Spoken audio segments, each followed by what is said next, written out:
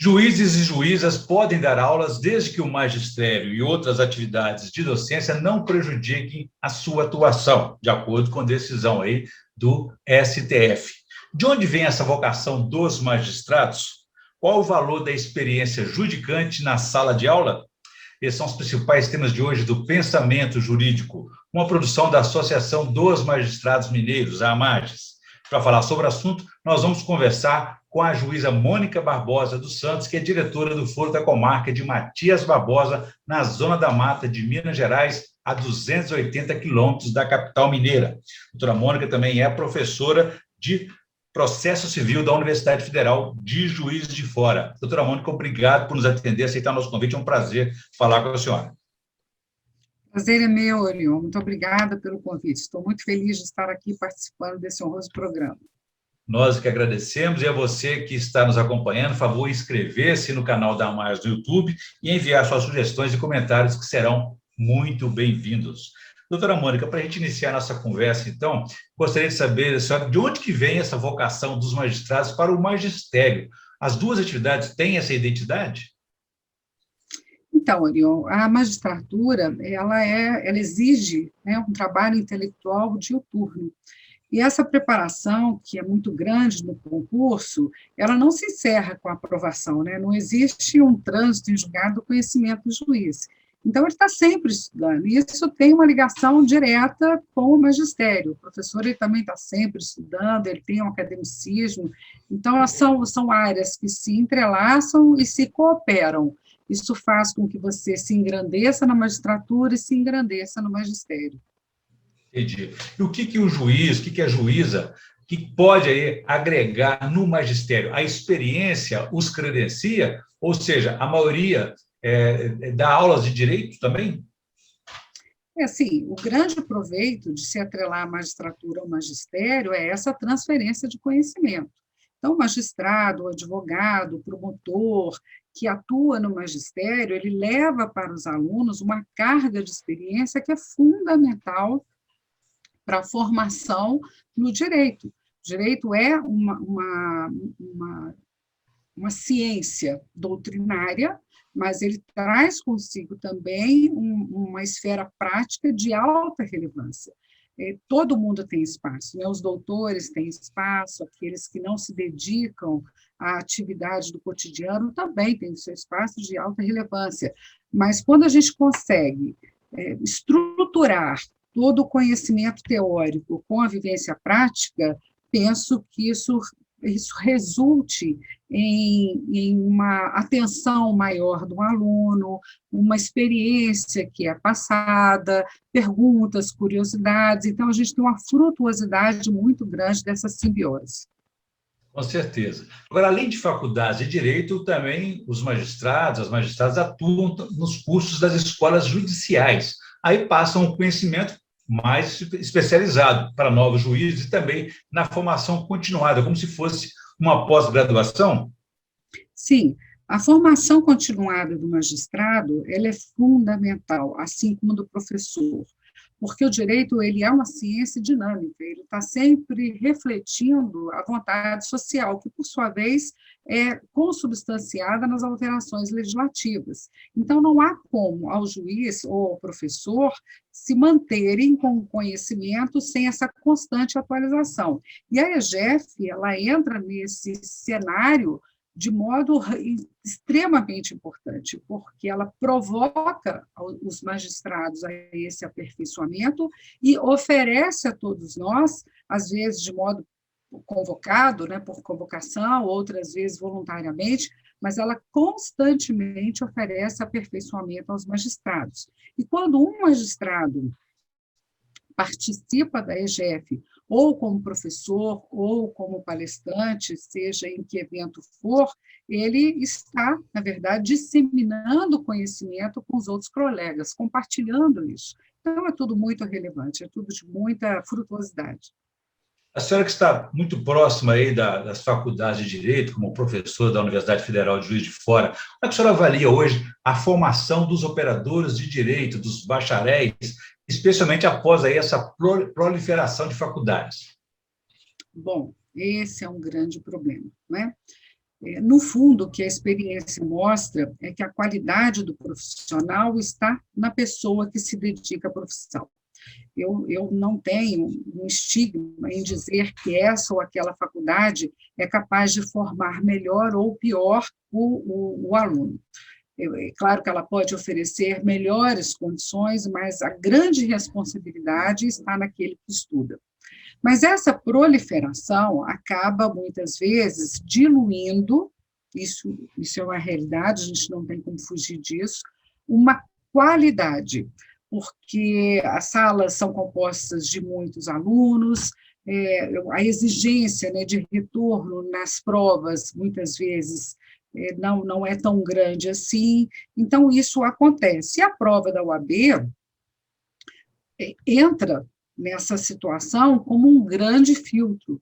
Então, foi uma iniciativa muito importante para refrear esse avanço e que acabou trazendo uma falta de qualidade na formação dos profissionais de direito.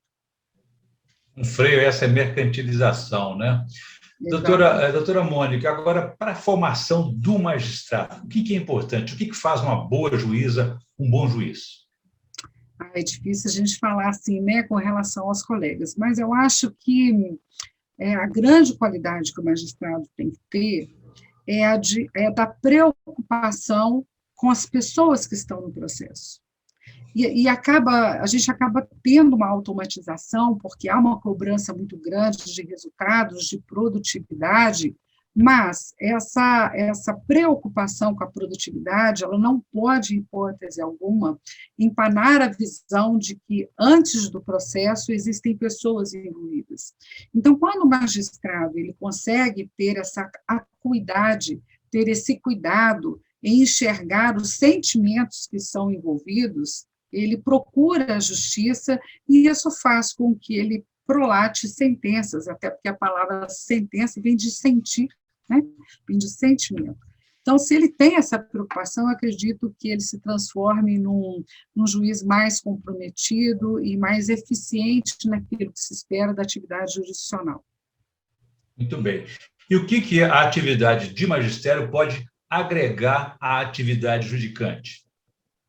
Primeiro, essa renovação de conhecimento, porque o professor, para transmitir, ele tem que saber. Para ele saber, ele tem que estar constantemente pesquisando.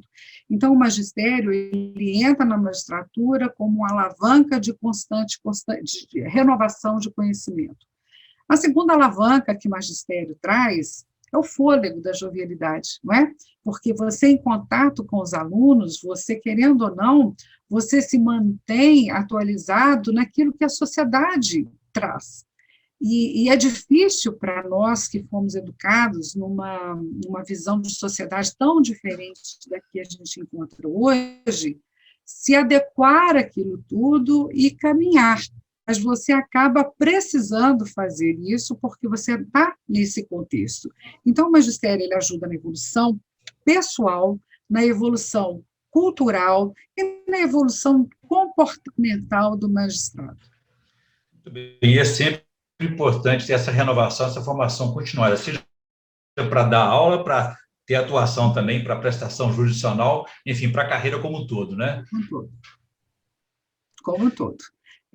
Toda a preocupação de um lado ou de outro de evolução, na verdade, a preocupação de evolução pessoal precisa ser a tônica de todos nós, né? Em qualquer que seja a área da ciência, ou independente de áreas de ciência, a evolução pessoal, ela precisa ser uma tônica na vida da pessoa, sob pena de se ficar estagnado, né? Na sociedade e não conseguir interagir com até porque, como a senhora disse, tanto o direito como a sociedade são dinâmicos, estão sempre em transformações, né? O tempo todo. O magistrado que não se preocupa em acompanhar isso, ele acaba ficando obsoleto, ele não consegue fazer a justiça, a mesma coisa acontece com o professor, se ele não acompanha isso tudo, ele não motiva os alunos, ele não consegue exercer a finalidade maior, que é de transmitir, de ser um facilitador, de um incentivador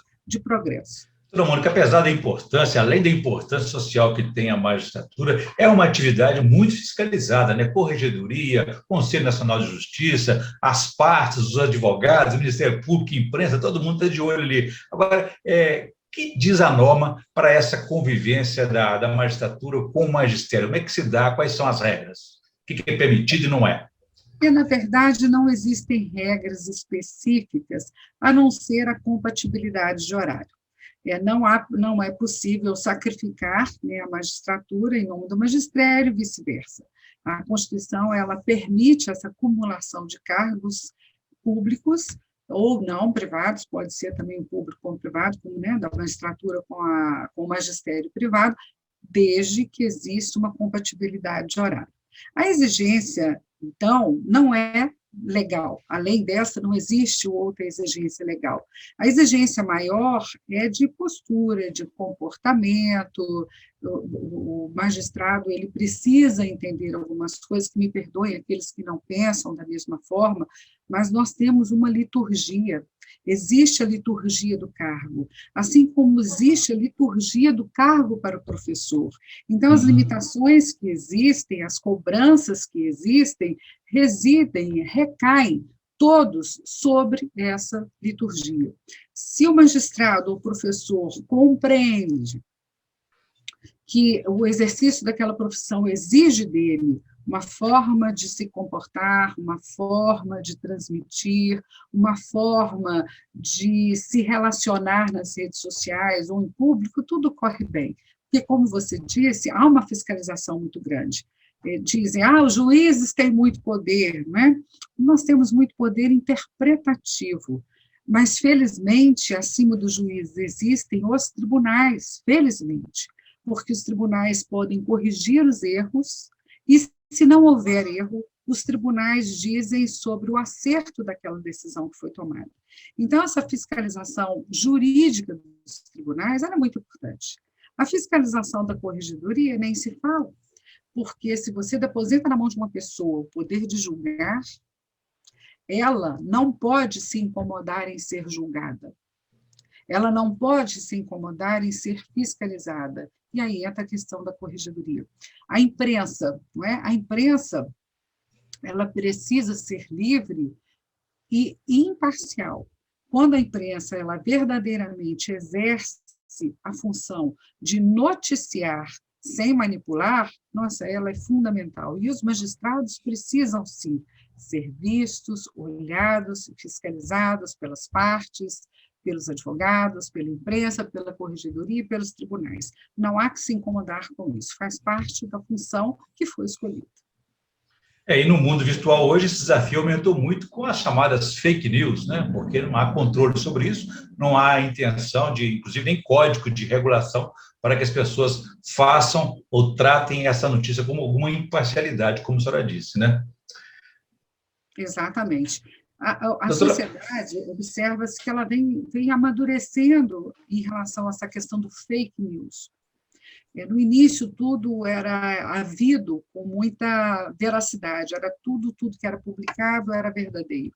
As coisas agora já estão amadurecendo. Muitas pessoas ainda não têm esse senso crítico do que pode e o que não pode ser verdadeiro. Mas a grande importância não é refrear as coisas, mas sim conscientizar as pessoas, porque é impossível segurar o leito do rio. Você não consegue refrear a rede social. Então, se isso é impossível, o certo é conscientizar as pessoas para lerem as redes sociais de modo peneirado, com grãos sales, como se diz aí no direito, né? Com grãos de sal. E aí é fundamental checar as informações que recebe, né? E também não confundir isso com liberdade de expressão, conforme essa discussão em que às vezes aí confunde um pouco essa relação, né? É porque as pessoas confundem liberdade de expressão com liberdade de tudo. Não é isso, né? A liberdade... Falta de limites, né? Exatamente. O meu limite acaba quando começa o seu. Eu não posso falar tudo que penso de modo a ofender alguém, a denegrir alguém. Entendi. Agora, existem algumas vedações, nós falamos sobre essa norma da convivência de magistratura e magistério, a respeito de cursinhos, por exemplo, são vetados, né? A questão do investimento do magistrado na iniciativa privada. A grande vedação é essa. Não é que o magistrado não possa lecionar em qualquer que seja o local. O que se veda, a própria lei sim direciona nesse sentido, é a participação do magistrado na iniciativa privada, como sócio, diretor, aí sim também tem alguns limites. Tá. A atividade de magistério conta pontos a favor do magistrado na carreira e também na aposentadoria, por exemplo? Não, na carreira e na aposentadoria isso não interfere.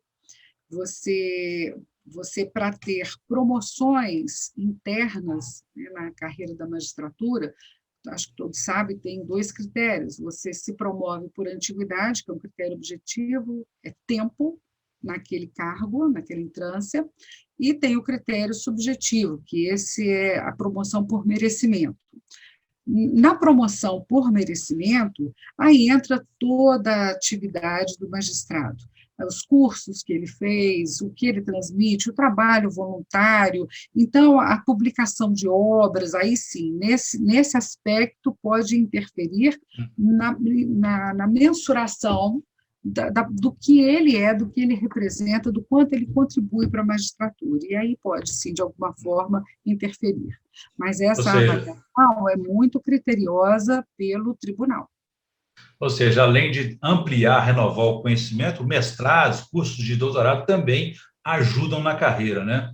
Sem dúvida. A própria participação do magistrado nos cursos oferecidos pela EGEF é um critério que é levado em consideração no momento da promoção por merecimento. Muito bem. Doutora Mônica, a senhora, voltando agora para a atividade propriamente dita judicante da senhora, ela dirige vara única, né? Essa condição exige uma especialização em várias áreas, como é que a senhora se desdobra com tantos desafios?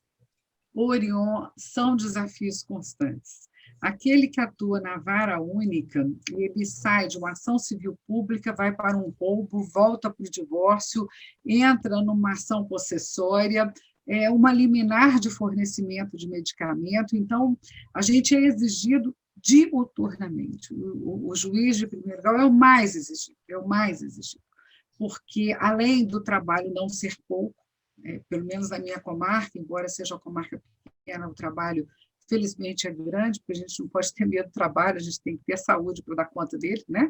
E vontade de trabalhar. Então, além da gente ter uma carga de trabalho, a gente tem uma variedade de trabalho, o que implica na impossibilidade de você dar decisões, que eu costumo dizer fast food, né? Que é tudo igual. A gente vai então a gente consegue uma produtividade muito grande porque a matéria é muito limitada. Lá não, como você disse, é um desafio constante, mas eu gosto muito. Isso é algo provocador. A gente precisa estar sempre antenado em tudo e procurando, né, a ajuda dos livros, da doutrina, da jurisprudência para dar conta do recado. Não é fácil, mas é bom.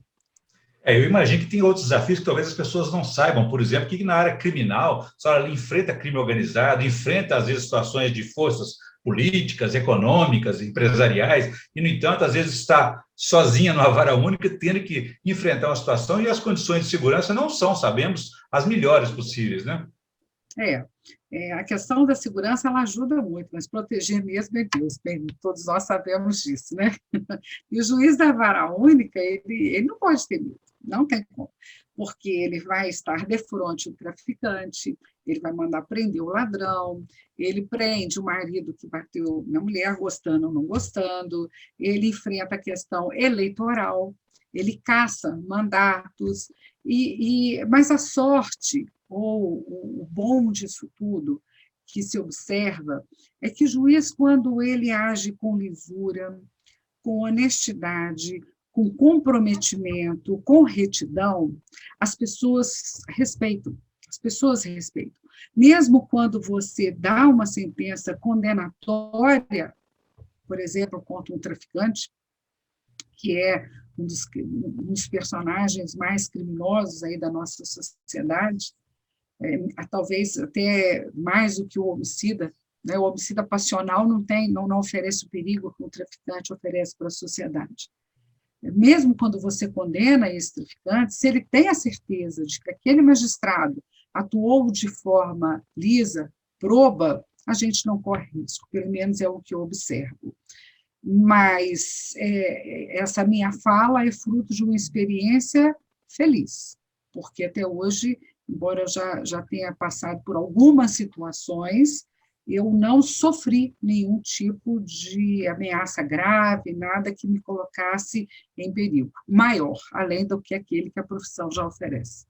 Muito bem, nós estamos na reta final do nosso programa, mas eu tenho mais uma pergunta para a senhora, que além de todas as atividades do direito que a vara única impõe para cada magistrado, há uma outra questão que é fora dessa área, que é administrativa, a gestão. Ela tem que dirigir a comarca. Qual a importância da gestão na vida do magistrado? Nossa, Oriol, a gestão é tudo, né? A gestão é tudo dentro de casa, é tudo dentro da vida, e é tudo, portanto, dentro do fórum. E a gestão pública, ela tem um detalhe que é de difícil condução, porque você não tem empregados que você manda embora. Os empregados são concursados. E você, para tirar um funcionário, né, um servidor, que não corresponda àquela necessidade da vara, é tudo muito difícil. Então, o magistrado ele precisa realmente ter um equilíbrio, uma sabedoria muito grande para conduzir isso tudo. Porque você tem que encontrar, diante dessa dificuldade, né, de se dispor daquele funcionário que não corresponde ao que é necessário, você precisa encontrar em cada um o melhor daquele. Então, alguns, por exemplo, odeiam atender o balcão. Esse eu não posso colocar lá, porque ele produz mais quietinho no canto dele. Aquele que tem outros, que se você deixa quietinho no canto dele, ele se transforma num ponto pernicioso, porque ele fala muito, ele conversa muito, ele desconcentra os outros, e esse você tem que colocar no balcão. Você tem que entender também da questão pessoal de cada um. Tem gente que é muito alegre, tem gente que é muito calado, tem gente que é muito genioso, que é muito difícil. Enfim, essa administração, essa gestão de pessoal, para mim, é o mais difícil. É o aspecto mais difícil, que exige mais sabedoria. Tirando essa questão pessoal dos servidores, aí vem a gestão de condução dos processos, que também exige, eu costumo dizer, às vezes, que a gente fica igual aqueles chineses balançando pratos, sabe? Você já lembra dessa imagem, daqueles chineses balançando 10, 15 pratos ao mesmo tempo? Você não pode deixar cair nenhum. Então, o diretor do foro, ele faz isso, ele balança os pratos e não pode deixar cair. E é uma série de coisas, é o pessoal, é o processo, é o advogado, mas eu repito, eu sou uma pessoa muito feliz. Em todos os lugares que eu trabalhei, eu não tive grandes dificuldades, só tive grandes colaboradores, felizmente. Muito bem. Como fazemos a cada entrevista, a gente pede, então, a indicação de leitura. O que a senhora vai indicar para nós, por favor? Então, Onil, como um livro que me marcou muito, eu acho uma obra que deveria ser lida, porque gera para nós um engrandecimento pessoal, é Paulo Estevam, que foi psicografado por Chico Xavier, é uma obra bastante conhecida, e é uma história muito rica, é uma literatura muito bem escrita, então esse é um livro que eu indico, vale a pena ler. Uma boa indicação, com certeza. Bom, eu conversei aqui com a juíza Mônica Barbosa dos Santos, que é diretora do Foro da Comarca de Matias Barbosa, na Zona da Mata de Minas Gerais, e falamos aí sobre essa atividade de magistério para os magistrados, essa vocação e a importância que tem esse valor da experiência judicante na sala de aula. Doutora Mônica, obrigado pela entrevista, parabéns pela atuação, especialmente pelo magistério, já chegando aí os dias das professoras, dos professores, e obrigado pela entrevista. Obrigada, Leonor. Como eu disse no início, a honra foi minha de estar aqui. Parabéns pelo seu trabalho, pelo seu comprometimento, parabéns à Magis pela iniciativa e que nos ampara, né, constantemente. Muito obrigada, tá? A honra foi minha. Um grande abraço. Nós agradecemos, e a você que nos acompanhou até aqui, pode ver e rever essa entrevista nos canais da Magis, no YouTube, nas redes sociais e também no site da associação. Ficamos por aqui. Obrigado e até a próxima. Até a próxima.